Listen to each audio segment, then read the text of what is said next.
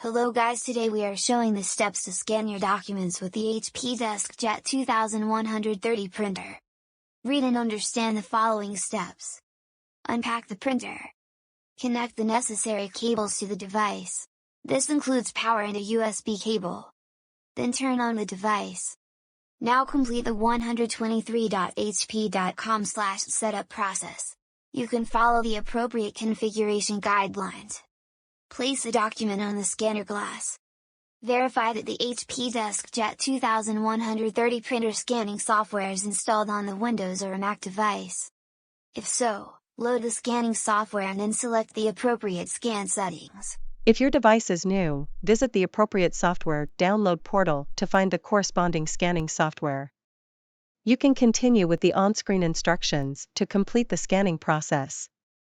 Also save your documents in JPEG or PDF format. If you are having trouble performing the scanning process, check the scan settings. Restarting the device can resolve common scanning issues that appear on the device screen. If you don't have a new HP DeskJet 2130 printer, check the device ratings before purchasing to understand the model's features and specifications.